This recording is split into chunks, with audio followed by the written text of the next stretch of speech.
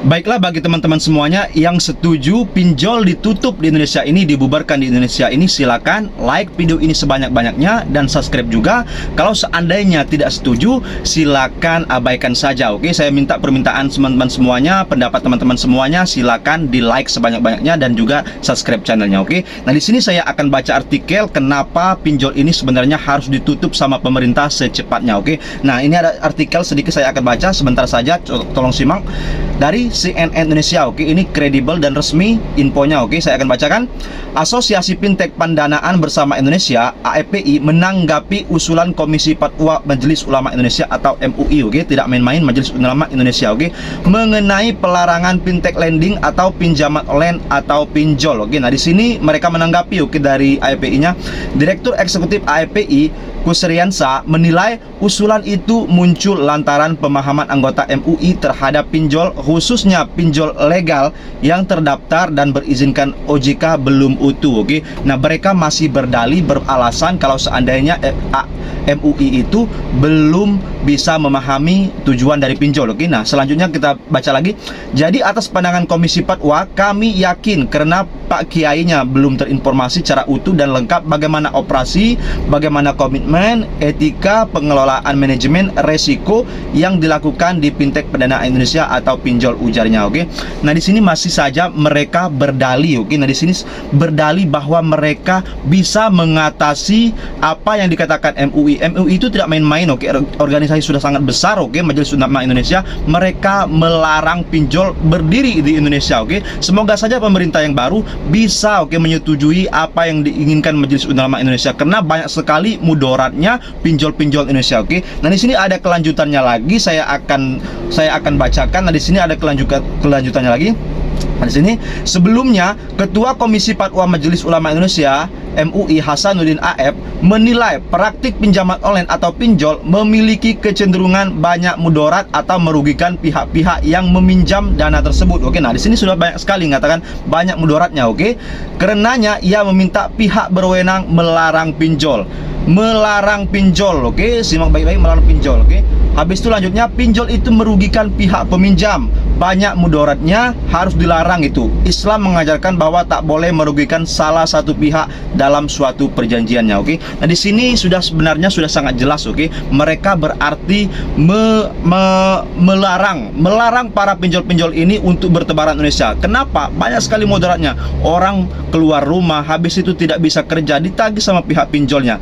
Sedangkan pinjolnya sendiri belum tentu mematuhi aturan OJK yang diselenggarakan sama OJK. Oke, kenapa saya katakan? Kita ambil contoh kecil saja. Mereka dalam memberikan pinjaman aja mereka sudah melanggar dari SOJK. Oke, sebenarnya tidak boleh dari 3 aplikasi, takutnya kejadian gali lubang tutup lubang, gali lubang tutup lubang. Oke, ternyata mereka sampai memberikan lebih dari 5 aplikasi, bahkan banyak nasabah-nasabah yang sampai 10 aplikasi bisa meminjam di pinjaman online. Maksudnya apa? Oke, mereka mau sebenarnya pinjaman online ini uangnya sebanyak mungkin bertebaran di masyarakat agar mereka bisa menambah cuan dari keuntungan laba sebanyak-banyaknya, dan denda dari pinjaman online itu, denda sama bunganya mereka ambil sebesar-besarnya. Oke, mereka berdalih dari pinjaman online itu mereka membantu masyarakat dengan membuka UMKM di Indonesia. Oke, perekonomian Indonesia terangkat. Di mana terangkatnya dari pinjol ini? Oke, mereka memberikan pinjaman online itu hanya 500.000, bahkan ada yang 1 juta,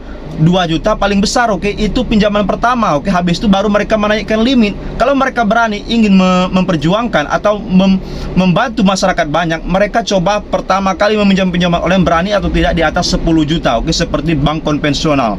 Kalau seandainya mereka berani di atas 10 juta, bisa meminjam 20 juta untuk pertama kali, mungkin orang bisa membuka usaha. Oke, UMKM akan terbantu dengan usahanya. Tetapi sekarang ini yang minjam pinjaman online itu hanya untuk kebutuhan sehari-hari, yang tidak bisa makan, misalnya membeli beras, dapur nggak ada, mereka daripada meminjam ke tetangga atau keluarga, lebih baik meminjam di pinjaman online. Oke, tetapi pinjaman online secara langsung mencairkan tanpa melihat mereka mampu bayar atau tidak. Oke, sama saja mereka akan menggulung. Oke, habis itu mereka meneror para masyarakat di Indonesia agar mereka ketakutan dan mereka berbagai macam solusi, minjam ke aplikasi lain, habis itu gali lubang tutup lubang secara terus menerus sampai lebih dari 5 aplikasi, bahkan sampai 10 aplikasi. Banyak yang terjadi di masyarakat kita. Jadi teman-teman semuanya, saya harap kalian semuanya tahu apa maksud pinjaman online ini, oke? Sebanyak 700 triliun sampai 2024 ini mereka menyalurkan uang, bukan uang yang sedikit, oke? 700 triliun itu kalau kita kumpulkan uangnya tidak tahu, seperti gunung mungkin, oke?